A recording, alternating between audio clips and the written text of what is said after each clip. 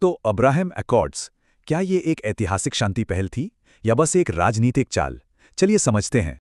ये कोड सब कुछ साफ करता है। नेतन्याहू के लिए सत्ता में बने रहना ही सबसे ऊपर था। तो ये अकॉर्ड्स अचानक नहीं हुए।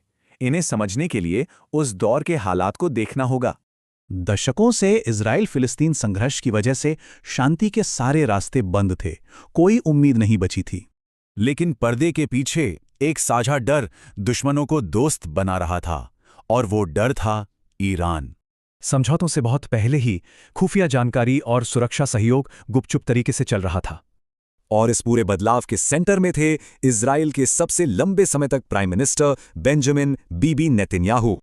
तो नेतन्याहू कौन थे? एक दूरदर्शी नेता या बस अपनी कुर्सी बचाने वाले? राय बहुत बंटी हुई है। उन पर सिर्फ राजनीति की नहीं बल्कि पर्सनल दबाव भी था, और ये दबाव बहुत ज्यादा बढ़ रहा था। उन पर रिश्वतखोरी, धोखाधड़ी के गंभीर आरोप लगे। जवाब में उन्होंने कानूनी सिस्टम पर ही हमला बोल दिया। तो इस राजनीतिक और कानूनी दबाव के बीच ये ऐतिहासिक समझौता हुआ कैसे? यहां प्रॉब्लम सॉल्यूशन का खेल खेला गया। कब्जे की धमकी प्रॉब्लम थी और समझौता उसका सॉल्यूशन। यूएई के तुरंत बाद बहरीन ने भी कहा हम भी तैयार हैं, और फिर तो लाइन ही लग गई। हर समझौते के पीछे एक डील थी। हर देश को शांति के बदले अमेरिका से कुछ बड़ा फायदा मिला।